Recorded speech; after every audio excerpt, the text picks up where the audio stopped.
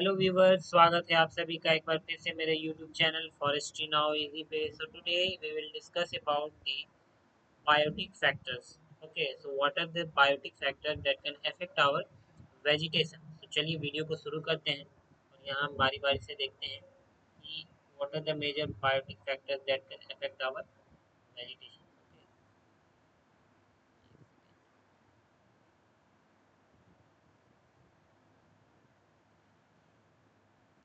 तो चलिए बात करते हैं डेफिनेशन की। तो डेफिनेशन को देखिए, यहाँ डेफिनेशन हमने दे रखा है। यहाँ तीन डेफिनेशन यहाँ लिया गया है। पहला तो जो है डेफिनेशन ये बीसीएफटी द्वारा दिए गए हैं, दूसरा हमारे सैफ के द्वारा, और तीसरा गर्ग जो है ये पर्टिकुलर ये हमारे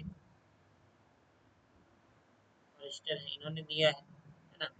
तो चलिए अब हम बात करते हैं। तो पहली डेफिनेशन ये कहती है, any effect of living organism they are usually restricted to the influence of animals including man. ठीक है, कोई सा भी लिविंग ऑर्गेनिज्म का जो इफेक्ट है, ठीक है, जो लिविंग ऑर्गेनिज्म जो हमारे रोल प्ले करती है, तो उससे जो भी रिलेटेड जो इफेक्ट हम लोग को देखने को मिलता है ना, उसको हम लोग काउंट करते हैं बायोटिक फैक्टर्स के अंदर। ठीक है, ये यूजुअली एनिमल्स को कंसिडर किया जा रहा है।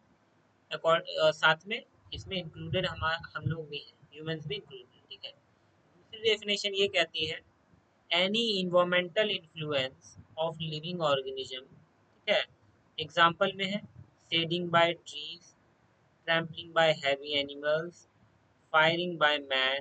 ठीक है, in contrast to inanimate that is abiotic, mainly climatic and inability factors. ठीक है, तो जनरली ऐसे फैक्टर्स जो कि कहीं ना कहीं लिविंग बीइंग से, लिविंग ऑर्गेनिज्म से एसोसिएटेड है ना, वो सभी फैक्टर्स जो है वेजिटेशन को अफेक्ट करता है। तो उन सभी फैक्टरों को हम लोग बोलते हैं, क्या बोलते हैं, बायोटिक फैक्टर बोलते हैं। ठीक है, चलिए अब जो तीसरी डेफिनेशन है हमारी, वो ये कहती है, the factors due to interaction among living organism that directly और indirectly influence the life of organism और इट्स एक्टिविटी। ठीक है, तो इन सभी को हम लोग क्या बोलेंगे, बायोटिक फैक्टर्स। ठीक है, ये डेफिनेशन जो है ये गर्ग जी ने दिया है, ये 1988 में इन्होंने दे रखा है।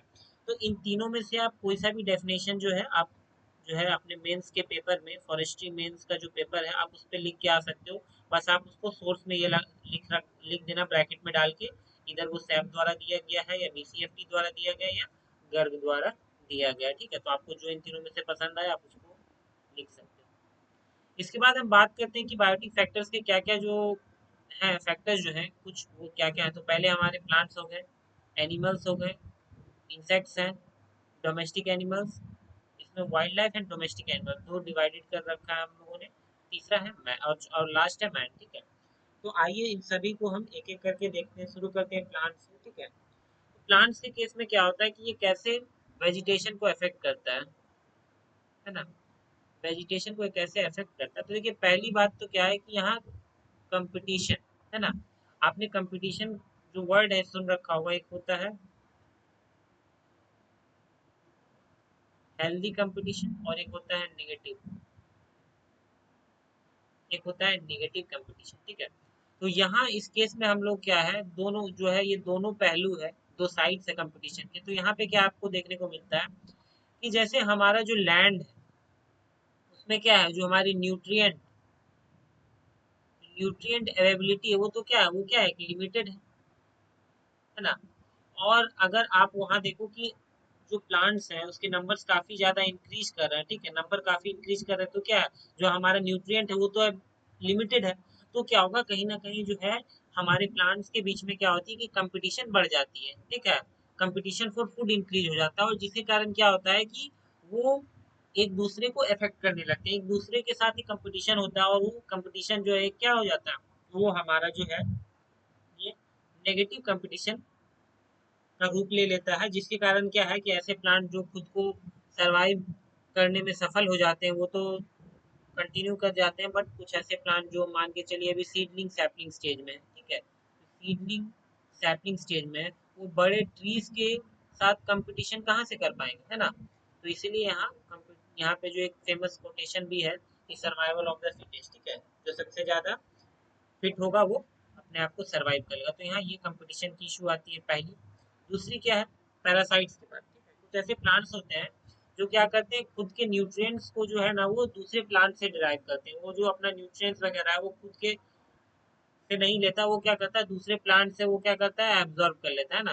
Plants which derive nutrients on other plants, है ना। और जब ये दूसरे प्लांट से न्यूट्रिएंट्स ड्राइव करेंगे तो क्या है, जिस प्लांट पे ये न्यूट्रिएंट्स ड्राइव कर रहे हैं जिस प्लांट से, उस प्लांट को जनरली होस्ट प्लांट कहा जाता है, ठीक है। मान के चलिए प्लांट ए है, ठीक है, और ये प्लांट बी पैरासाइट है। तो ये पैरासाइट क्या करेगा, ए के साथ अटैच हो जाएगा और क्या करेगा, ये जितना भी न्यूट्रिएंट्स वगैरह ये ए से लेता है, ठीक है। तो इससे क्या होता है, जो ए के पास जो न्यूट्रिएंट्स है, जो इसकी रिक्वायरमेंट ये क्या होती है, ये कहीं ना कहीं लैक होने लगती है, जिसके कारण क्या उसका जो ग्रोथ है, ग्रोथ रेट है, ठीक है, जो विगर है वो क्या होता है डिक्रीज होने लगता है। तो यहाँ पैरासाइटिक जो प्लांट्स है उसके एग्जांपल मैंने ले रखा है कस्कटा रिफ्लेक्सर, ठीक है। तो आप इसको मेंशन कर दोगे आराम से। और एक बात और मैं बता रहा हूँ कि जितने भी साइंटिफिक नेम आप लिखोगे ना, तो क्या करना उसको कि जब आप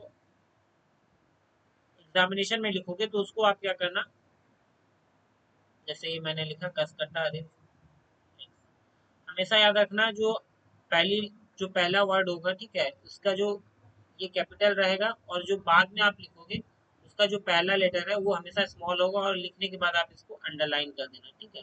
अलग अलग, ये पूरा एक साथ नहीं करना, ये साइंटिफिक नेम लिखने का तरीका है, ठीक है। तो इससे करना, वरना आपका क्या है कि अगर आप ये अंडरलाइन नहीं करते हो तो पॉसिबिलिटीज है कि यहाँ भी आपके जो नंबर है वो कट सकते हैं। चलिए, इसके बाद देखिए हमने पैरासाइटिक प्लांट जो है इसके बारे में जान लिया। अब हम बात करते हैं एपीफाइट्स, ठीक है। एपीफाइट्स क्या है उसको देखते हैं। देखिए एपीफाइट्स ऐसे प्लांट्स होते हैं जो क्या करते हैं कि दूसरे प्लांट्स पे डिपेंड करते हैं, दूसरे प्लांट पे वो खुद को निर्भर करते हैं फॉर दी शेल्टर, ठीक है। वो खाना अपना खुद बना लेते हैं बट फॉर दी शेल्टर, ठीक है, वो क्या करते हैं दूसरे प्लांट पे डिपेंडेंट होते हैं, दूसरे प्लांट पे वो लीव करते हैं। जैसे कि एग्जांपल यहाँ पे है ऑर्किड्स, ठीक है। जो ऑर्किड्स वगैरह होते हैं ये जनरली क्या होते हैं कि जो ट्रीज वगैरह है आपके, ठीक है ना, ट्रीज वगैरह है तो उसके देखिएगा आप उसके जो ब्रांचेस वगैरह होते हैं वहां से वो निकल आते हैं, ठीक है, वहां से निकल आते हैं क्योंकि उनको सपोर्ट चाहिए होता है वहां पे। वो क्या करते हैं अपने ट्रीज पे ही जो है वो अपने आप को बनाए रखते हैं। इसके बाद है क्लाइंबर्स, ठीक है। क्लाइंबर्स क्या है, तो ऐसे प्लांट जो कि क्या करते हैं दूसरे प्लांट पे डिपेंड करते हैं मेनली फॉर फिजिकल सपोर्ट, ठीक है। ये क्या होता है फिजिकल सपोर्ट के लिए कंप्लीटली डिपेंडेंट होते हैं दूसरे प्लांट्स पे। एग्जांपल में है लियाना, ठीक है। लियाना क्या होता है, लियाना एक वुडी क्लाइंबर है ना, woody climber. You can also say is the largest woody climber, ठीक है। तो यहाँ क्या होता है, ये जो क्लाइंब करता है ना तो इसका जो इसको एक सपोर्ट की जरूरत पड़ती है, तो ये क्या करता है किसी दूसरे ट्रीज वगैरह पे सपोर्ट लेके ये अपने आप को फर्दर आगे ग्रो करता है, ठीक है। तो यहाँ भी क्या है जो होस्ट प्लांट है ना, हर एक केस में जितना भी मैंने यहाँ तीनों केस बताया, इधर वो पैरासाइट के केस में हो, इपिफाइट के केस में हो, क्लाइंबर्स के केस में हो, यहाँ जो होस्ट प्लांट है ना सबसे ज्यादा प्रॉब्लम इसको होता है। प्रॉब्लम क्या होता है, मान के चलिए एक घर है, ठीक है, घर में मान के चलिए कि कुछ लोग आ गए, तो क्या है आप जो कंफर्टेबल जोन में रह रहे हो उससे क्या है कहीं ना कहीं आपको कंफर्टेबिलिटी आपकी कम होगी, ठीक है।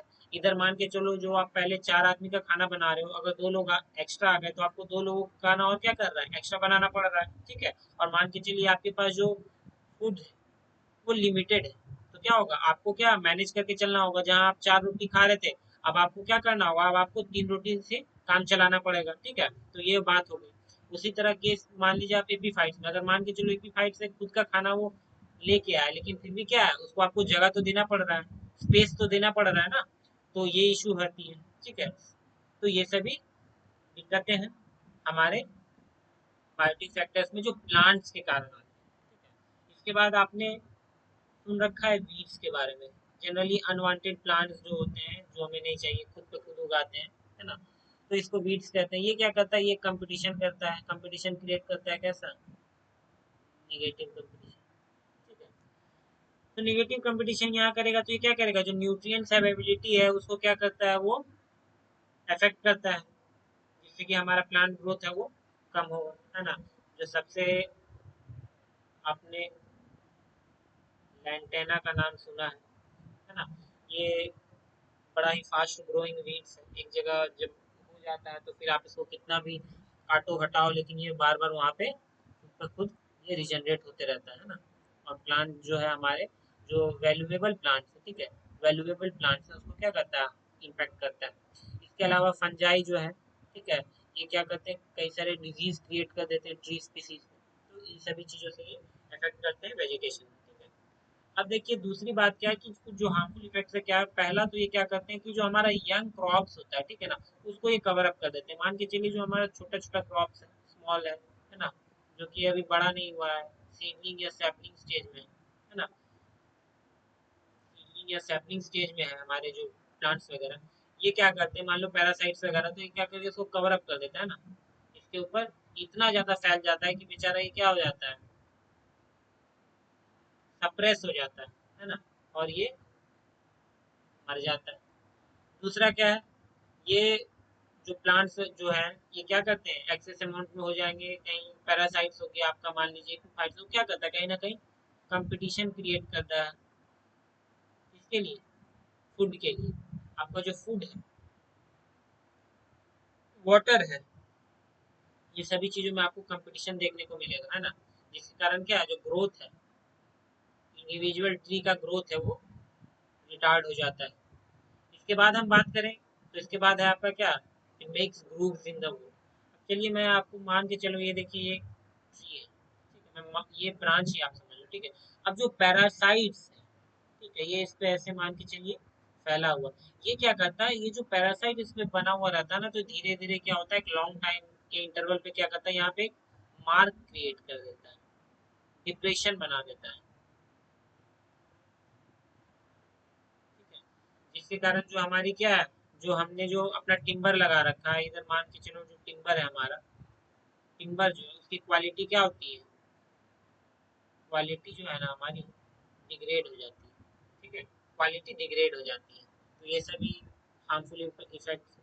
And banding of desired species, एक स्पीसीज है, ट्री स्पीसीज है, उस पर काफ़ी ज़्यादा पैरासाइट ऊपर चढ़ गए, वो क्या करते हैं, उसके बाद उसका भी कुछ वेट है, जिसके कारण क्या हमारा जो ट्रीज वगैरह, जो ब्रांचेज वगैरह, वो क्या होता है, धीरे धीरे बेंड होने लगता है, ठीक है, डिफॉर्म कर देता है,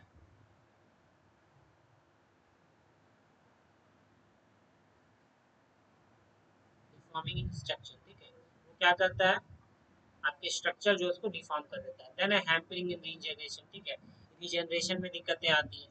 इसके अलावा क्या है, रिस्क ऑफ फॉरेस्ट फायर, ठीक है, जो हमारे जो पैरासाइट्स वगैरह, वो क्या होता है, गर्मी के दिनों में क्या होता है, सूख जाते हैं, ठीक है, ड्राई हो जाते हैं, और जिसके कारण क्या है, कि थोड़ा सा भी हीट जो बढ़ता है ना, टेम्परेचर बढ़ता है, उसके कारण क्या होता है, रिस्क रहता है कि फॉरेस्ट फायर आकर हो जाए। ये सभी हार्मफुल इफेक्ट्स। उसके बाद हम बात करते हैं इंसेक्ट्स की, ठीक है। तो इंसेक्ट्स क्या है, देखिए जो इंसेक्ट्स है ना, वो फॉरेस्ट में काफ़ी ज़्यादा इंटीग्रल रोल प्ले करता है, और काफ़ी ज़्यादा डैमेज भी आपको देता है, जो हमारे वेजिटेशन है इसको काफ़ी ज़्यादा कंसिडरेबल डैमेज करता है। प्रोमिनेंट जो डैमेजेस हैं इंसेक्ट्स के कारण, ये मैं आपको बता रहा हूँ। ये क्या है, पहला तो ये क्या करता है, जो सीड्स वगैरह उसको डिटोरिएट कर देता है अटैक करके, ठीक है, सीड्स वगैरह जो जर्मिनेशन से पहले उसको क्या करता है, खा जाता है। इसके अलावा क्या है कि इसके अलावा आपका जो यंग सीडलिंग्स वगैरह है ना, जो ट्रांसप्लांटेशन हम लोग करते हैं, उसको ये अफेक्ट करता है। कैसे करता है कि जो आपका जो लीव्स वगैरह है ना, जो हमारा लीव्स है, इसको ये क्या करता है, खा जाता है ना, ये लीव्स वगैरह को खा जाता है। लीव्स खा जाएगा तो क्या है, प्लांट जो है उसको क्या इफेक्ट पड़ेगा, आप बताइए एक बार। अगर मान के चलिए जो लीव्स है, वो प्लांट्स जो है ना, अगर लीव्स वगैरह खाते जा रहा है, तो हमारा जो फोटोसिंथेसिस है वो कैसे होता है, लीव्स से ही होता है ना, जो लीव्स में स्टोमाटा प्रेजेंट होते हैं, ठीक है। तो ये सभी हार्मफुल इफेक्ट्स हैं। इसके बाद आप देख लो, इसमें कुछ एग्जांपल्स मैंने दे रखा है कि जो लीफ ईटर्स इंसेक्ट्स हैं, ये एंथ्रेक्स हो गया, क्रिकेट्स हो गया, ठीक है। तो आप अपने आंसर राइटिंग में जब आप लिखोगे, एग्जामिनेशन में जब मेंस में लिख रहे होगे आंसर, तो आप एग्जाम्पल भी कोट करना, ठीक है। इससे क्या होगा ना कि आपको एक एक्स्ट्रा एज मिलेगा as compare to other students, ठीक है, और आपकी जो मार्क्स है वो कहीं ना कहीं बढ़ेगी। इसके बाद क्या, roots are damage by some root eaters, ठीक है, जिस तरह लीफ ईटर्स हैं इंसेक्ट, उस तरह रूट ईटर्स इंसेक्ट, इसमें आप कॉक्स चैफर्स, ठीक है, इसका एग्जांपल कोट कर देना। इसके बाद क्या, स्टेम सकर्स होते हैं, ठीक है, जो क्या करते हैं, स्टेम जैसे कि आपका प्लांट्स है ना, सी, ये बेसिकली क्या होता है, जो स्टेम सकर, जो स्टेम सैप, जो ये स्टेम सकर होता है ना, ये जनरली जो हार्म सबसे ज्यादा कब पहुंचाता है, ये आपका जब प्लांट सीडलिंग या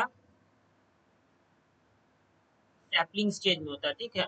जब सीडलिंग या सैपलिंग स्टेज में होता है तो सबसे ज्यादा हार्म पहुंचाता है हमारा ये, आपको, ये क्या करता है, जो स्टेम है यहाँ से क्या करता है, इसको खा जाता है, खा जाता है, तो ये ऊपर वाला पोर्शन क्या डिटैच हो जाता है, डिटैच हो जाता है, ठीक है। तो ये सभी कुछ हार्मफुल इफेक्ट्स हैं, प्लांट्स में मार देता है। इसके बाद देखिए बात करते हैं हम, अगली जो है कि प्लांट्स एट सैपलिंग और पोल्स डैमेज बाय बोरर्स, ठीक है, और रूट ईटर्स, स्टेम बोरर्स होते हैं, ठीक है, स्टेम बोरर्स, ठीक है, स्टेम बोरर्स होते हैं। तो पोल और सैपलिंग स्टेज में ये काफी आपको देखने को मिलता है, इसका डैमेज होता है। देन आपका damage cause to fell trees, मान के चलो कि आपने क्या कर रखा है कि जो हमारे जो टिम्बर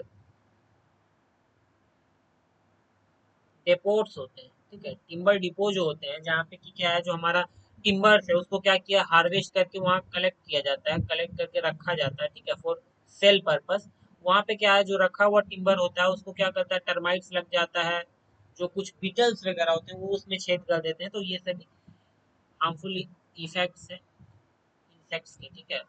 मेजरली यहाँ पे जो एग्जामिनेशन है, जैसे मैं बता रहा हूँ आपको, ICAR इधर फॉर यूजी, और ICAR इधर फॉर पीजी, ठीक है। इसके अलावा आप ये देखने को आपको ये भी मिल सकता है, मान के चलो आप एग्जामिनेशन जो दे रहे हो ACF और फॉरेस्ट रेंजर का, आपको ये क्वेश्चन भी बन सकता है कि साल बोरर और टीक डिफोलिएटर जो है ये पूछा जा सकता है ना। तो आपको याद रखना, साल बोरर जो ये होप्लोसिरामिक स्पिनिकॉर्निस, और टीक डिफोलिएटर है होपैलियो मैसियलिस, ठीक है। तो आप ये दोनों नाम को जो है रिमेम्बर कर लो, ये दोनों काफी पूछे जाते हैं एग्जामिनेशन में, है ना। मैंने बताया ना ICR UG PG में तो काफी ज्यादा पूछा गया है, ठीक है। पॉसिबिलिटीज है कि प्रीलिम्स के जो एग्जामिनेशन हो रही है ना, में भी पूछा जा सके, ठीक है। चलिए अब अगले हम बात करते हैं वाइल्ड लाइफ के बारे में। हमने अभी तक दो चीजों को देख लिया, हमने प्लांट और इंसेक्ट्स के बारे में देख लिया।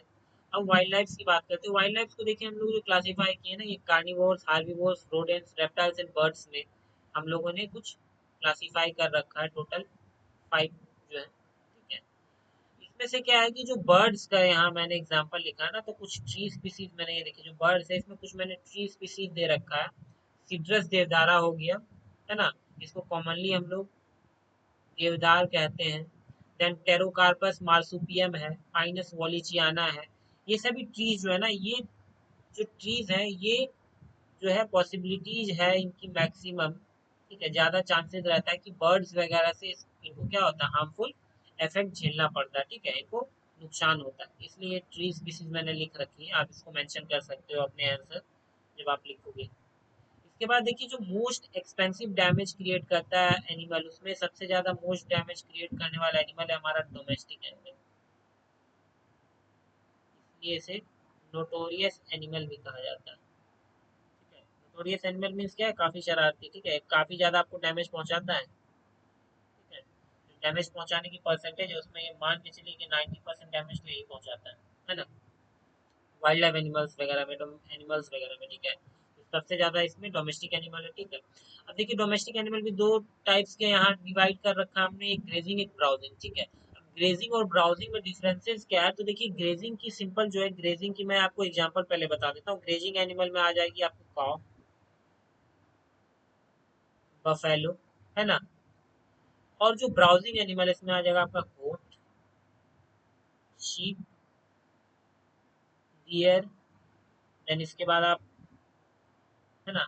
अब डिफरेंसेस क्या है ये आपको मैं बता रहा हूँ। देखो, जब भी जो काव है और बफेलो है, इसको आप जब भी ग्रेस करते देखो, तो उसमें क्या है, वो क्या होता है, जो मान के चलिए कैटल, जो उसके 4 पैर होते हैं ना, 4 लेग्स होते हैं, तो वो चारों पैर जो है, जो काय, जो कॉ है हमारी, ठीक है, जो कॉ है हमारी, जो चारों लेग्स हैं, वो क्या है, जब वो ग्रास चढ़ती है तो अपने माउथ को नीचे करती है, डाउनवर्ड,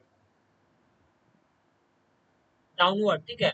डाउनवर्ड करके वो क्या करती है, ग्रेज वगैरह करती है, ठीक है। But in case with goat and sheep and deer, आप अगर उसको गौर से देखोगे तो वो क्या करता है, अपना अपने जो आगे वाले जो लेग्स हैं, ठीक है, जिनको हम लोग बोलते हैं फोर लिम और हिंड लिम, ठीक है, तो वो अपना जो फ्रंटल लिम्स होता है, ठीक है, यहाँ पे दो जो है मैं एग्जांपल आपको दे रहा हूँ। एक है फोर लिम, हाइंड लिम, ठीक है। फोर लिम है, आगे की जो दोनों पैर है उसको वो क्या करते हैं, उठा के, ठीक है, अपवर्ड अपवर्ड उठा के, और जो अपना मुंह है उसको ऊपर करके जब वो लीव्स वगैरह खाता है, पत्तियों को खाता है, तो वैसे एनिमल को हम लोग बोलते हैं ब्राउजिंग एनिमल, ठीक है। और जो ऐसे एनिमल जो कि ग्रेजिंग करते समय, ठीक है, चारों पैर जमीन पे रख के अपने माउथ को डाउनवर्ड करके खाता है, ग्रेज करता है, उसको हम लोग बोलते हैं ग्रेजिंग एनिमल, ठीक है। तो ये दो बेसिक डिफरेंसेस है। तो ग्रेजिंग और ब्राउजिंग एनिमल में भी जो सबसे ज्यादा आपको नुकसान पहुंचाता है, वो कौन सा नुकसान पहुंचाएगा आप बताइए। ग्रेजिंग एनिमल तो क्या है कि ऐसा है जो कि नीचे आपको जो लीव्स वगैरह मिलेंगे या जो ग्रासेज है उसी को खा पाएगा। लेकिन जो ब्राउजिंग एनिमल होता है वो क्या, नीचे वाला तो खाता ही है, साथ ही साथ वो ऊपर अपने फोरलिम को ऊपर करके भी वो ऊपर आके भी खाता है। तो सबसे ज्यादा नुकसान आपको ब्राउजिंग एनिमल से होता है as compare to grazing animal. That means आपका जो गोट है, आपका जो सीप है ना, ये ज्यादा क्या करता है, ग्रेज वगैरह करता है, ठीक है। इसके बाद देखिए कुछ डैमेजेस के लिस्ट मैंने यहाँ मेंशन कर रखा है, जिसमें क्या क्या है। पहला है कि ग्रेजिंग ऑफ सीडलिंग्स, ठीक है, हमने जो डिजायर्ड स्पीसीज की प्लांटेशन की है, सीडलिंग्स वगैरह लगाया है, मान लो आपने सीड्स को किया, तो क्या है, सीडलिंग जो सीड है इससे क्या होगा, पहले सीडलिंग स्टेज में जाएगा, देन आता है आपका सैपलिंग, देन क्या आता है बताइए, पोल। मैंने वीडियो बना रखा है इसमें, जो स्टेजेज ऑफ ट्री है, seedling, sapling, pole and then tree, ठीक है। जो लोग इस चैनल पे नए हैं, आप मेरी जो एक सीरीज मैंने बना रखा है फॉरेस्ट्री के लिए, ऑप्शनल पे आप इसको जाके देखो, यहाँ पे मैंने डिटेल में बता रखा है seedling, sapling, pole and tree, जो स्टेजेज होते हैं ट्रीज के, ठीक है, सिल्वीकल्चर में जो लेक्चर हमारा सिल्वीकल्चर, उसमें आप देखो आपको मिल जाएगा, ठीक है। तो पहला केस, तो पहला इशू तो ये आता है जो डैमेज की लिस्ट में है, कि पहला ये आपका क्या करेगा कि ग्रेजिंग ऑफ सीडलिंग्स। दूसरा क्या है, क्रिएशन ऑफ रीजनरेशन प्रॉब्लम। मान के चलो कि आपने क्या है, अब जो सीडलिंग्स वगैरह लगा रखे हैं उसको ही पे ये खा जा रहा है, तो फिर रीजनरेशन कहाँ से होगा, रीजनरेशन होने ही नहीं देता है, सैपलिंग स्टेज में ही, सीडलिंग स्टेज में ही क्या करता है, खा जाता है। इसके बाद क्या, डिजायर्ड स्पीसीज आर क्रश, ठीक है, मान के चलिए वो जो आपके एनिमल्स वगैरह हैं, जब वो चलते हैं, ठीक है, तो उनके जो फूड है, ठीक है, उनके जो लेग्स हैं, उससे क्या होता है, कहीं ना कहीं जो हमारे ट्री स्पीसीज है वो क्या हो जाती है, क्रश्ड हो जाती है ना। तो ये सभी दिक्कतें आती है। Then lead to soil problem, soil problem में compactness, reduce porosity and erosion, ठीक है, सॉरी यहाँ पे पोरोसिटी, ठीक है। यहाँ पे क्या होता है, जब वो लेग से चलते हैं तो क्या होता है, कहीं ना कहीं वो क्या है, एक बार चल चल के वो क्या करते हैं, जो हमारा सॉइल होता है उसको क्या करता है, कॉम्पैक्ट कर देते हैं, ठीक है, जिसके कारण पोरोसिटी जो होती है वो रिड्यूस हो जाती है ना। और ज़्यादा एक्सेसिव ग्रेजिंग करने के कारण, ठीक है, जो ग्रेजिंग एक्सेसिव के कारण क्या होता है, सॉइल इरोजन का चांसेस जो है वो काफ़ी ज़्यादा बढ़ जाता है। तो ये सभी जो है ये हार्मफुल इफेक्ट्स हैं, ठीक है, इम्पैक्ट्स। इसके बाद देखिए last but not the least, ये हम हमारा ये जो है हमारी स्पीसीज है, कि हम लोग कैसे नुकसान पहुंचाते हैं, है ना, फॉरेस्ट को, वेजिटेशन को, है ना। तो सबसे पहला तो हम लोग क्या करते हैं, ट्रीज वगैरह को काट देते हैं, डिफोरेस्टेशन, ठीक है। देन फायर हैवॉक्स, ठीक है, मान के चलिए आप एक जंगल में गए हो और किसी को सिगरेट पीने की आदत है ना, सिगरेट पीने की आदत है, बीड़ी पीने की आदत है, या मान के चलो कि आप कहीं गए और कैंपिंग कर रहे हो, ठीक है, कैंपिंग कर रहे हो तो खाना वाना बनाने के लिए आपने क्या जलाया, फायर लगाया, ठीक है। और आप क्या करते हो कि उसको अच्छे से बुता नहीं रहे हो, फायर को अच्छे से बंद एग्जॉस्ट नहीं कर रहे हो, और आप क्या कर रहे हो, आ जा रहे हो, क्या होता है देन फिर एयर जैसे मिलता है इसको, ये क्या हो जाता है, ये फिर से आग लग जाती है। एयर से क्यों, क्योंकि मैंने आपको बता रखा है, क्या बता रखा है बताइए, फायर ट्राइंगल। मैंने आप लोगों को फायर ट्राइंगल के बारे में भी बता रखा है मेरे वीडियोस में, ठीक है, तो आप लोग जाके उसको देख सकते हो। जो लोग नए हैं मैं उनको एक बार फिर से बता दे रहा हूँ। फायर ट्राइंगल क्या होता है कि एक ट्राइंगल होता है, समझाने के लिए, जैसे कि यहाँ पे आपके फ्यूल है, एयर है, और ये आपका हो गया, क्या हो गया जल्दी बताइए, यहाँ पे इग्निशन टेम्परेचर, ठीक है, और ये है आपका फायर। फायर को कंटिन्यूअसली जले रहने के लिए, बने रहने के लिए तीन चीजों की जरूरत पड़ती है। और ये तीन चीज क्या है, तो पहली चीज है आपका फ्यूल, दूसरी एयर, और तीसरी इग्निशन टेम्परेचर, ठीक है। इन तीनों में से एक भी सप्लाई को आप अगर कट करते हो, इन तीनों में से एक भी सप्लाई को अगर आप कट करते हो, तो क्या होता है, फायर जो है वो बंद हो जाता है, ठीक है, ज्यादा देर तक कंटिन्यू नहीं कर सकता। तो इसी ट्रायंगल को हम लोग फायर ट्रायंगल कहते हैं, ठीक है। चलिए अब आगे देखते हैं। तो जो फायर हैवॉक्स है उसका कारण भी कौन है, मैन है, ठीक है। और जो रीजंस है, ठीक है, रीजंस फॉर डिफॉरेस्टेशन,